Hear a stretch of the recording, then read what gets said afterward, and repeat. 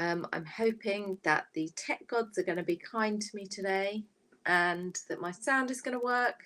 It looks okay on my end. I'm a little bit early, so I'm just going to quickly check on the old Facebook group and see how we're going there. So as you come on, do say hello. If you can let me know in the comments if you could hear me, that would be great. Okay, I can see we're live. Oh, I can hear myself on Facebook. Ooh. Good. I hope you can all hear me. I can hear me. Do let me know if there's any issues. But if not, we shall begin. So welcome, Terry. Yes. Woo! I like get the fear a little bit when I come on now in case it doesn't work for some unknown reason, but it looks like we're good. Hi Kitty, I'm glad you can hear. Excellent. Hi Renee, good morning from Texas. Good morning to you. Hi Sonia, all good. This is what I love to hear. It makes me happy. We have a lovely sunny afternoon here in Cambridge, which is nice. I almost was a bit warm to put this on, but this is the progress on my sweater. I've just popped it on to show you where I've got to. But this week we're going to talk about sleeves. Just before I get into that, last weekend, at the end of last session, just as I was closing everything down, somebody asked me about short rows because I discussed short rows in terms of decreases and shaping. We are going to discuss the potential of using short rows for necklines at the kind of end when we talk about finishing and those little extra bits. So I just wanted to quickly answer that question about short rows. Essentially, a short row is just a short row of crochet. So on something like this, I could work a row here, then the next row I'd work down and work a bit longer, and the next row I'd work down and work a bit longer, and so you kind of start short and you go out. So it's almost like when you shape something kind of up to a point, so you decrease, it's almost like another way of increasing. It's probably most commonly used in crochet in socks, in heel turns, but I have a little swatch here to show you because I'm working on a design which uses short row sleeves to create a cap sleeve. So a cap sleeve, for those of you that don't know, is where you get essentially an armhole that goes down like that and is kind of curved up to the shoulder. And then the sleeve has like a cap shape on it, which fits into that. And what that does is it allows you to get a really neat fit around your shoulders. I know I'm going off topic here, but it's quite useful to know. You'll most commonly see it on your wardrobe on things like shirts. Often shirts and blouses have that kind of cap sleeve style, and they just have, the sleeves have like a rounded end. But in terms of designing and crochet, to get the maths right, it can be a little bit fiddly. But you can use short rows, and I've tested it for this design I'm working on. And here's my little diddy swatch. So let's pretend that this is the, hang on, it's a while since I did this. So I'm just trying to work out which direction I worked in.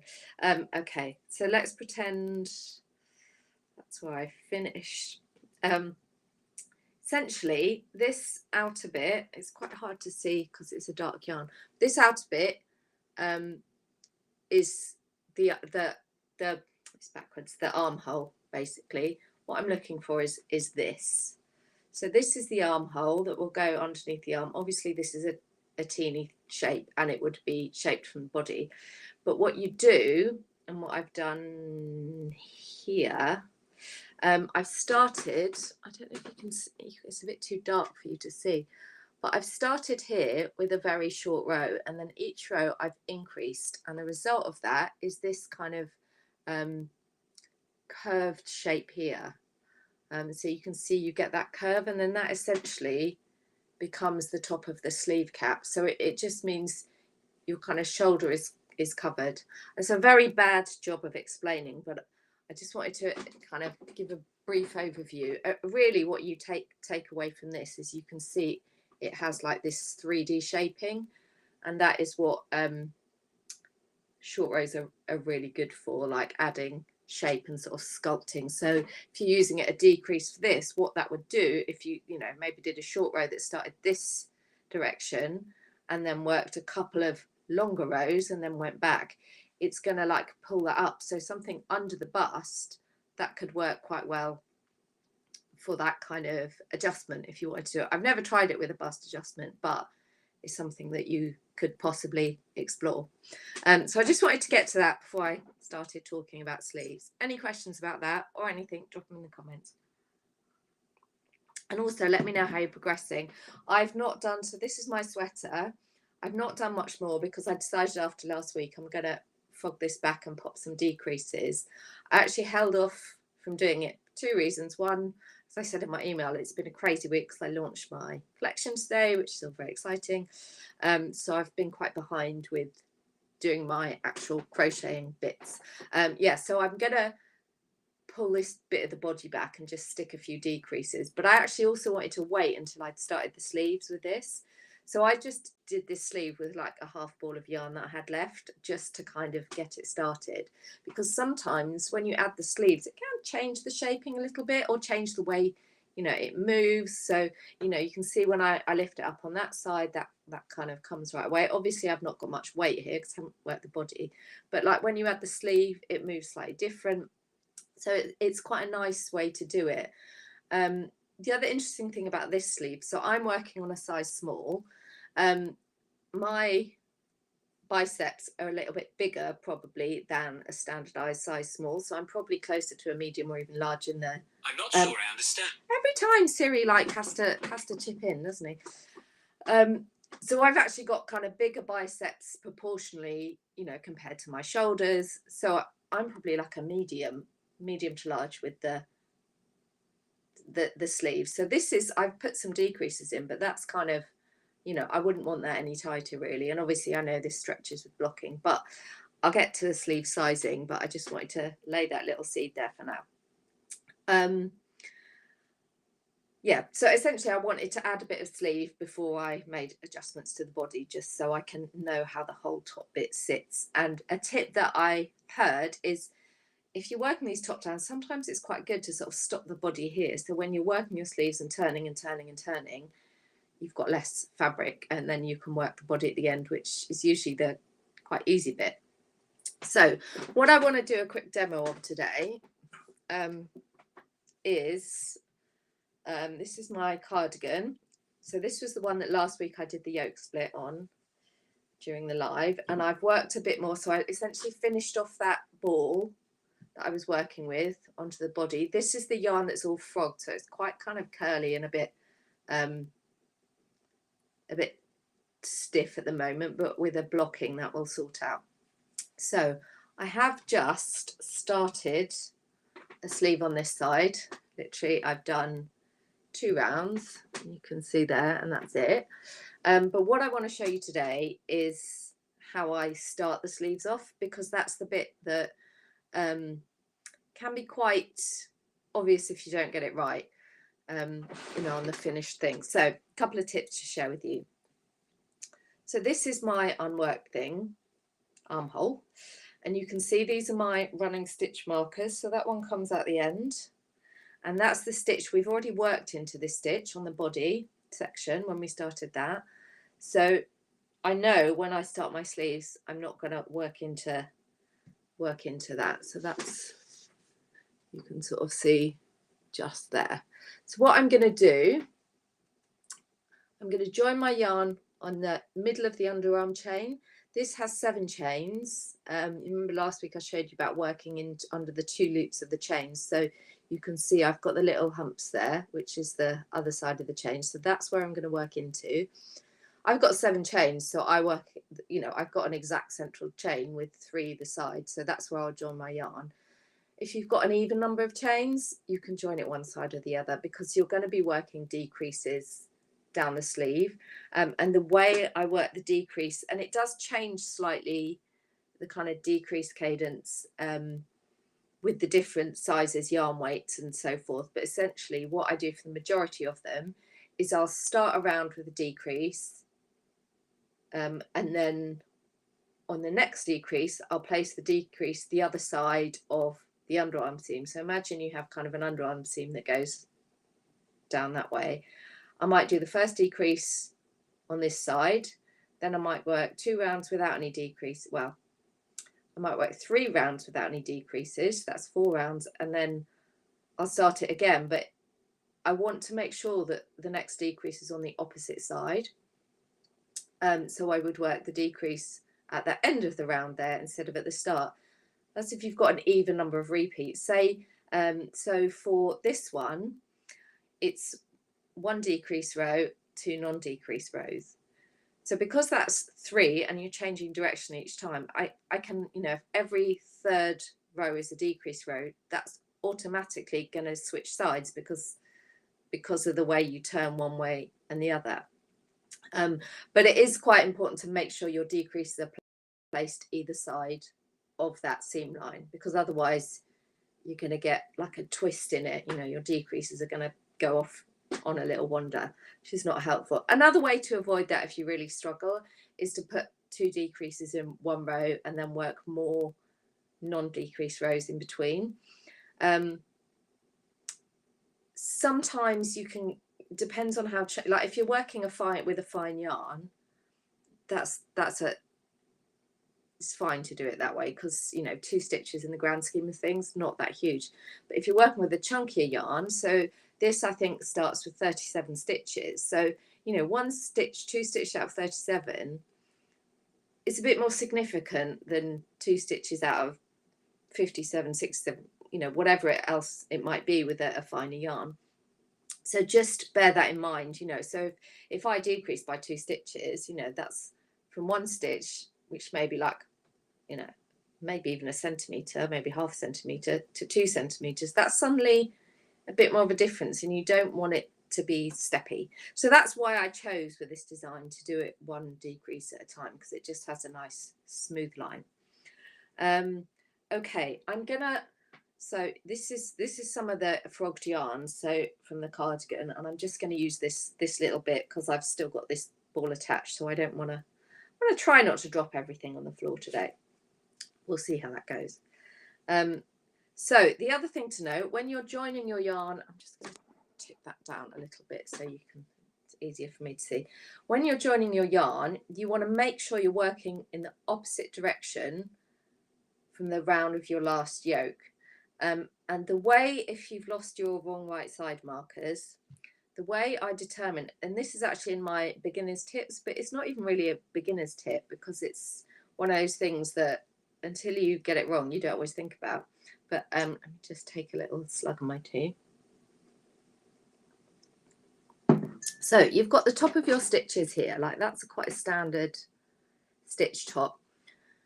And if you look at, you've got almost like, I know that it gets called a V, but if I like to think of it a bit more of a teardrop, but you can see you've got the narrow end of the stitch there, and then the kind of wider end of the stitch at that end, and the narrow comes out of the wider end. If, and I mirrored, so I'm not going to use left and right, but basically this is almost like a reverse arrow. So this, I'm left-handed, so I'm going to say it like that and then we'll flip it. But this narrow end, if you're working in the same direction, then your narrow end is at your hook side. So for me, this is the direction, that way is the direction of this row. So the narrow end goes to the fat end, so I'm working that way. If it was the other way up, it would be the opposite way, and I'd be working that way.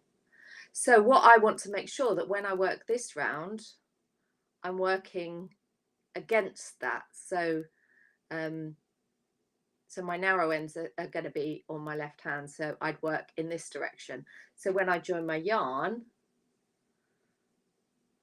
I'm going to want to make sure, so I'm going to join it, and I'm going to be working on the inside of this sleeve. Yes, so I'll be working against those. Does that make sense? I hope it does. If it doesn't, drop a link in the comments, and then I will demonstrate it as I work. It's one of those things that's a bit hard to describe, and because I'm left-handed, I really don't want to use left or right terms. Okay, so I'm going to join my yarn. So I've got my little 7 bumps because I've got 7 stitches. So I'm going to count 3 and then join my yarn in the next stitch. You can see how curly this yarn still is, and that's why the body of this is a little bit it's a bit thick. Hang on a second. Okay, the other tip, and I've not done it here, but I'm going to frog this, it doesn't matter. When you join your yarn for the underarm, I tend to leave quite a long tail, and I'll tell you why in a minute. So I've joined, so for the first round of the sleeve, I'm just going to work an extended single in each stitch around. So I've joined that, and I've chained one. I'm going to actually chain two, just to get a bit more height. So I'm going to work my extended single. So I'm going to work towards the end of that underarm chain, which would be 4 stitches. I'm going to stop at 3. Now, you might have seen this tip in the tips for top down, because I share it in quite a lot of detail there. But sometimes you can get holes at the underarm. Let me just, oops, move my mouse out the way. And I'm going to show you why. So this here, that is my last chain that I'm going to work into. But then here, this section, this is the side. So maybe if I use this. So I've got my underarm stitch here, and then this part here, that is the side of the stitch on the first row of the yoke of the body. So when you're working into the underarm, it's quite easy to think that this is a stitch. It's not a stitch. And if you work into it, you're going to kind of get a little extra puckery bit there. I mean, it might work if you need a bit more space, but if you skip it, you know, if you just skip it, so work into that underarm chain, and then you skip that, and this bit here where the pink is coming out, we don't work into that one either, because that is that marked stitch.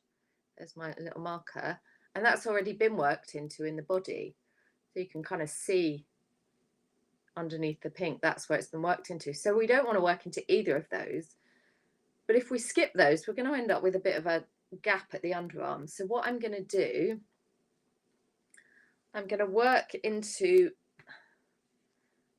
an extended single 2 together, basically, and I'm going to work that into that last chain. So I'm going to yarn over, pull up a loop, yarn over, pull through 1. So for a normal one, I'd yarn over and pull through 2. Then I'm going to work into the side of that stitch there. So I'm just going to put it under those 2 loops, yarn over and pull up a loop, yarn over and pull through 1, and then yarn over and pull through 3. So that's my single crochet 3 together. And what that does is it just prevents you getting a hole. I am actually going to, so this is the kind of slide / top of the mark stitch. I am actually going to just skip that one instead of working into it. I could work another extended double 2 together, and what I do sometimes is, you've kind of got those 2 loops, I could just work into 1 loop, but actually sometimes it just makes that hole bigger. So I'm just going to work into that stitch, which is the kind of next stitch on the armhole from the yoke. So let's just do that, and then I'll show you. So you can see there's a kind of a little bit of a hole, but by the time I've worked, you know, the round, that's kind of really minimizes it. And you can see there I'm working into the kind of side of the fat end of the little teardrop shape on the top. So that's just a kind of tip I've come across. Now, the other thing that I wanted to say, and this was about this long tail, if you do find you've got a bit of a gap there and it's a bit unsightly, when you're sewing your ends, you can take this and you can just tighten up any stitches on the inside. And I tend to sew my ends after blocking, so you kind of then are knowing exactly what you're working with. Yeah, so that's just a tip I really wanted to share, because it's a really small thing that can make a really big difference to like how your finished garment looks. So essentially I'm just gonna keep working the extended singles all around the armhole.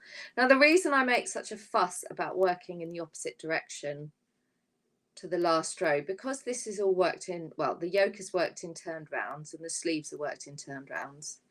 Well, actually on the cardigan they're worked in turned rows because you don't, you know, join, not in the body anyway. If you work this row in the same direction as the last, then you're going to get a weird stitch pattern happening. So you're going to get a jog. So you can sort of see there's sort of, it's quite easy to count rows in twos in this. So you can see there's kind of almost like the stripes in twos. So you can see this one is consistent with that stitch pattern. If I'd worked it on the other side, you'd kind of like, because the stitches have a slight lean and the extended single can sometimes look almost like a herringbone type pattern, you'd end up with, say your stitch is leaning that way, you'd end up with 2 rows like that. So it would just, I mean, you could make a feature of it if, you know, if you really want to fudge it.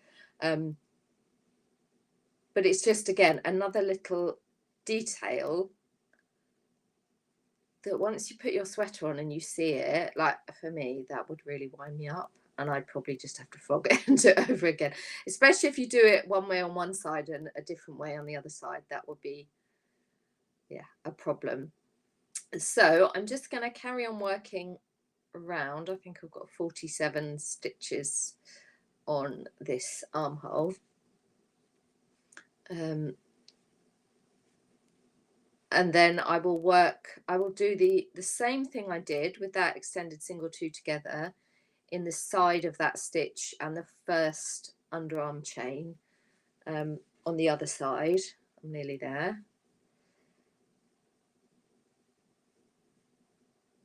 Okay, so I'm coming towards my little pink marker.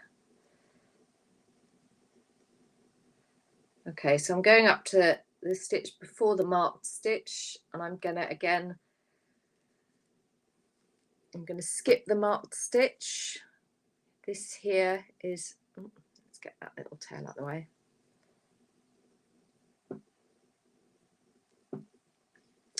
So this here, where that gap, that's the side of the body stitch, and that is my first chain. So I'm going to go in, so you can see there's a bit of a stretch there, and actually I'm going to go right into the center of that stitch. So I've got 2 loops under there, because when I pull that, oh, hang on. So I'm skipping the marked stitch because I've already worked into it, and then I'm going to go into the side, and I've gone into 2 bits. Let's get the pink out of the way, because that's a slightly tighter part, so I'm going to get less of a gap. So that's my first part of the single 2 together, and that is going to be my second part. So then I'm going to work into 2 more underarm chains, because I've got 3 on this side, and then I'm going to slip stitch to my first stitch, which is here. And that, let's just do a couple of chains, is your first underarm, first sleeve round.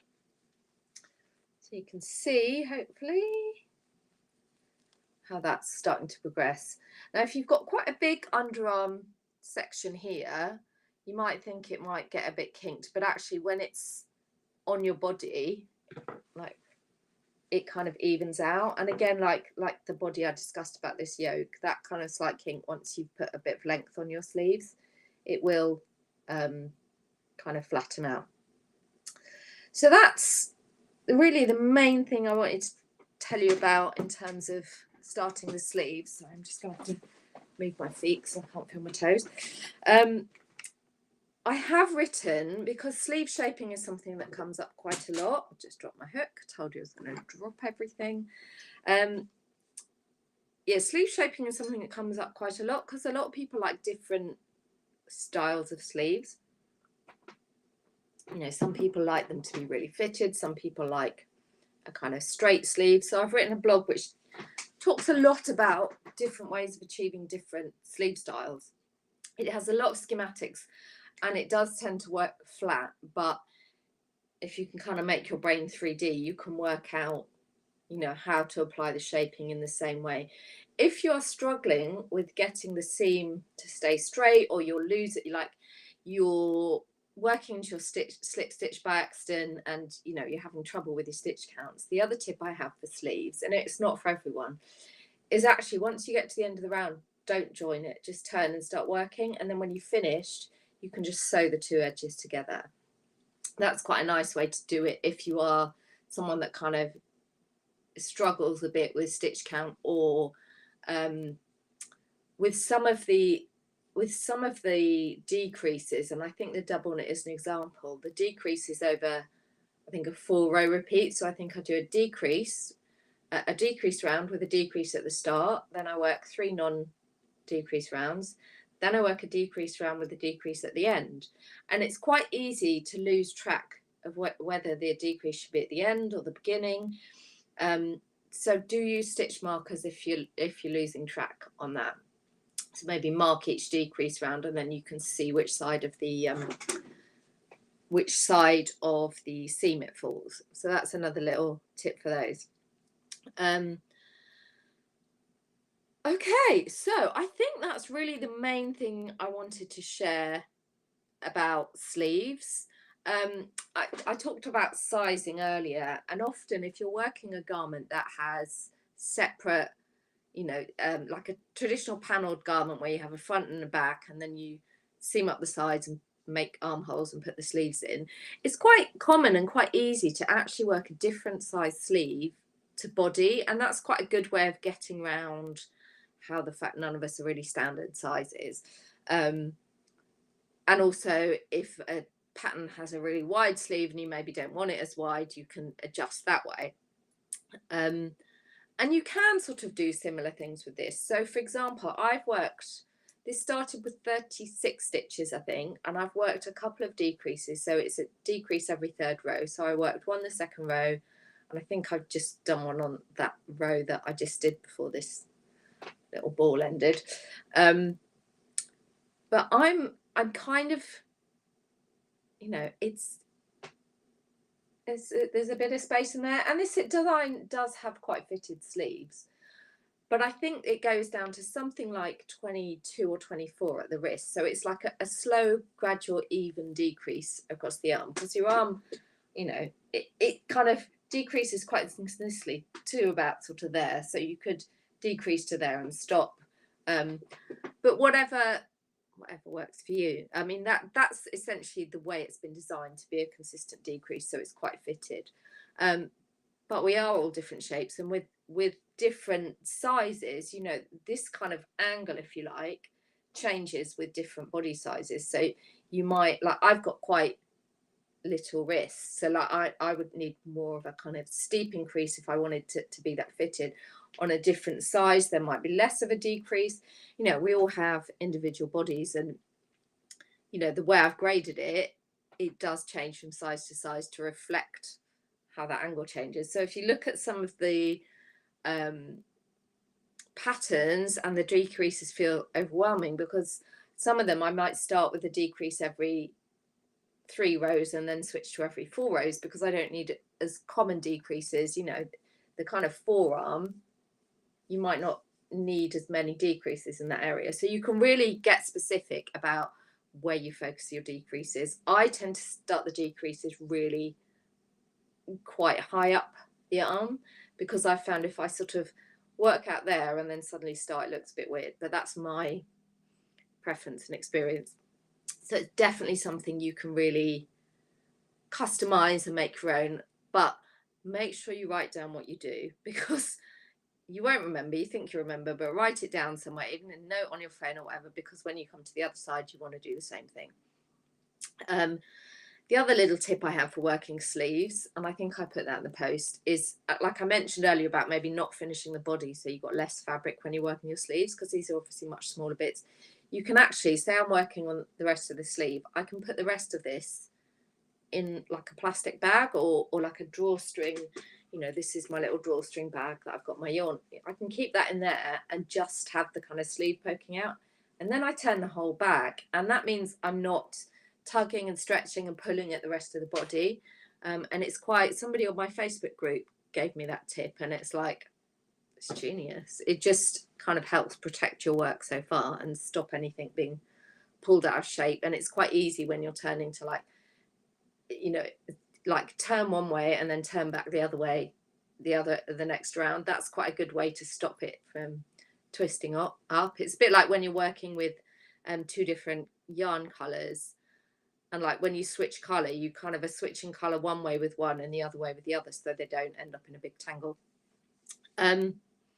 Yeah, so that's the plan for this week, really. Are there any questions? You're very quiet on the chat. I hope you're all still with me. Yeah, if there are any questions, do let me know.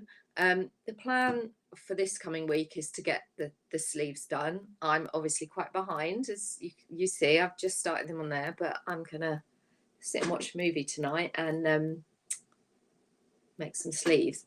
We've got a progress report from Renee. I'm about 20 rows into the body and deciding how long I want to make it. Yep. Pull over about 5 rows left of the body. We'll put picks on Ravelry. I look forward to it. Dawn, you have a question? Ask away. Yeah, deciding how long you want to make it as you go is a really good approach. It's what I'm going to be doing, because I think I'm going to leave this quite cropped. Although actually, I've not got a huge amount of this yarn left. So my plan for this one, which I'll share while Dawn's asking her question, I might, so I'm going to keep it quite cropped, but I'm going to kind of probably just work the sleeve to mid-length. But I might, because I've got some more. Got some more yarn in different colours. I haven't looked at this yet, but I keep meaning to, so you can help me. So I'm thinking about a colour contrast. I think it's this one. Or maybe, I'm going to hide behind.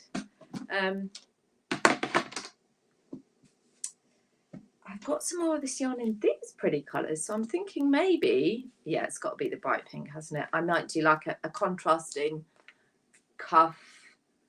I think this is going to be too pale. I've also got, actually that might work quite nicely, that greeny colour. I've got some of this left over from another project. I'm also like winging certain things. I've also got this bluey purpley, that's a slightly different brown, that's Alaska, not Nepal, but I've also got the mustard, which is nice, but that's not enough of a contrast for me. Anyway, I'm going to try not to digress. Just found another ball of that yarn, so that's quite handy. Yeah, so you can really get inventive with your colours and work out as you go. So, Dawn, I may just have to watch. You want more stitches in the front. So Dawn, remind me, you're working the cardigan. On the corners, just don't increase at the back. So on the cardigan, if you want more stitch to the front, there's a couple of ways you can do it. Firstly, because it sort of depends where you want them at the front. The easiest way to do it with the cardigan is to add more increases at the start of the row. So you've got your V-neck, which goes down the yoke. You can just either, because you're not working increases every row on this, so you can add some increases here on the rows where you don't increase, and that is going to give you, more fabric on the front. That's one way to do it. Alternatively, you can pop an extra increase in just before the underarm, and you can just do it on these front sections, so that won't affect the sleeve or the back. If you wanted increases just like on the back, but not on the sleeve, again, you could pop a couple of extra ones this side of the raglan line. Likewise, if you wanted more on the arms, you could either add them at the front or the back. I wouldn't use that in, I'd use it in moderation, because it might start to get some weird shaping things happen if you use it too often. But adding a couple of extra stitches here and there, dotting them around, that could work quite well. But yeah, the by far the easiest way to increase on the front is just to add here. Just be a bit careful about how you distribute them, and you can actually keep on adding after you split the yoke. You know, you could even keep on adding all the way down the front and make it a bit of a crossover cardie, which would be quite fun. Or kind of increase at the same rate that you've increased on the yoke, which in this I think was every other row or every three, I've forgotten already, but you know, carry on so you get that same angle that you've got, and just kind of, you know, keep going. That would look cute actually. So yeah, if you don't want the back growing, Dawn, if you're just increasing in this section here and doing the same on the opposite side, that will do it for you. But definitely pop those, like try putting them on here. And again, it depends where you want the decreases, like the increases. Like if you want them more, you did say increases, just yeah, increase. Oh, hang on the corners. Yeah, so there are your options: increase by the raglan seam or increase at the front edge. My preference would be front edge. And if you want kind of almost like the V-neck to be more like high up, so instead of like that kind of, it's like quite a can I put this on? I don't know if it's going to fit well over the top of this, but it's easier to show you when it's on. It's a bit so it's got I wouldn't normally be wearing it over another sweater, but this is kind of the raglan. But if you wanted, instead of like your V-neck being it's quite a gentle V-neck, if you wanted it more there, you can put more increases up near the top and change that angle, and then just stop either when they meet. So you know that when half of these stitches equal the back stitches, then you've got an equal front and back. So it's a really easy way to customize, and it's probably much easier on the cardigan. You know, and if you want a card you can sort of wrap over and double, yeah, stick more here. Just be consistent about how you do it. Let me know if that answers your question. Okay, Sonia, you've done half a sleeve and half the body. Yarn amount management, I'm with you there, Sonia. I'm managing my yarn quantities in exactly the same way. Definitely need to keep close count on the sleeve stitch, as I found tended to lose stitches at the joint. Yeah, that's quite easily done, and actually that's why stitch markers can really be your friend when you're doing the yoke. It's funny because when I started joining the stitches, I was like, have I lost some? Have I added some? And I kind of had to recount, because sometimes I think I counted right, and apparently counting to 47 is sometimes a little bit beyond me. Renee says, do you have a favorite edging for body and sleeve bottoms? That's a good question. The answer is yes and no. Like on this design, I've kept it really simple, so I think I've just literally put around a single crochet. I think for the sweater I might do a ribbing, and I've got loads of blog posts. So I've got a really in-depth blog post about how to add rib to, you know, cuffs and hems. I go into detail about how to add it when you're doing top down, and then also how to start with it. But for this, you add it on at the end. It's a really nice join as you go, and that will work for any kind of sort of back loop only classic ribbing. So my current favourite ribbings are slip stitch, which I know is not for everyone, and it's quite time and yarn intensive, but it's such a lovely stretchy stitch. And I also really like a half double crochet worked into the front third loop. It creates a really lovely like a really lovely rib. I've got and I will pop it in the blog post. I've got a couple of links. So I've got a link that's all like back loop, front loop, lip ribbing, that kind of technique. I've also got a ribbing basically I've got two posts, like a directory of different rib stitches, so you can pick which one works for you. I also go into post stitch ribbing in the second part, because that's something, you know, a lot of people like to work post stitch ribbing, which creates a lovely texture, but it doesn't have the function of stretch. So generally, if you're working into back or front loops, your ribbed fabric has a bit more elasticity, so it kind of stretches, but it also pulls back. That's why I particularly love that style for garments, because you can kind of stretch it as you're putting on. Same for hats. It's like you want it to stretch to bounce back, so it keeps your hat on your head. So that's my favorite, and I think for this sweater I might just do some ribbing in that bright pink as a real pop of color, like along the bottom. Haven't quite decided yet. We'll see. Because I also like collar and cuffs to match, and what I could do is put a big cowl neck on top of this. Like when we talk about finishing and kind of modifications towards the end of the cowl, I'm going to go into some options with that and hopefully share a few different ideas that you can play with or not play with. So I think I'm going to probably put ribbing on this. I think for the cardigan, I will probably keep it simple. The other thing I love that's not really about bottoms, but it's about cardigan fronts, is when I'm working the button band, and we're going to talk about button bands next week, actually.